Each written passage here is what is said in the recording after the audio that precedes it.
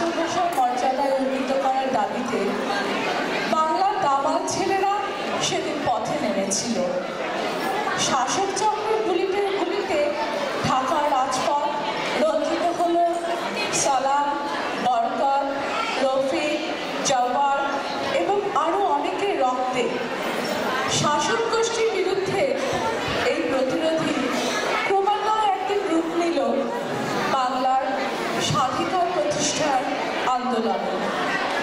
আমাদের প্রিয় এই শহীদদের এবং দেশমাতৃকার প্রতি শ্রদ্ধা জ্ঞাপন করতে হিউস্টন দুর্গাবাড়ি কলা ভবন এবং রবীন্দ্রনাথের পক্ষ থেকে আজকে এই সশ্রদ্ধ নিবেদন। পরিচালনায় শ্রীমতী কমলপ্রিয়া রায়। ধন্যবাদ।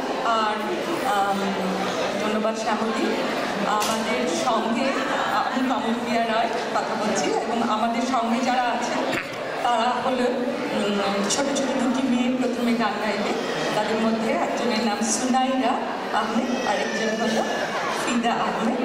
এবং এদের পরে কলা ভবনের ছাত্রছাত্রীরা সবাই গান গাইবে।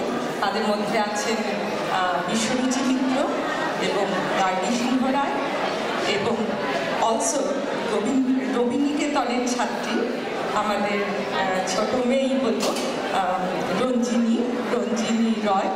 আর তবলায় আছে আমাদের সকলের প্রিয় শ্যামল।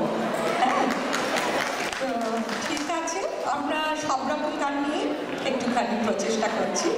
তো আরম্ভ হোক আমাদের গানের।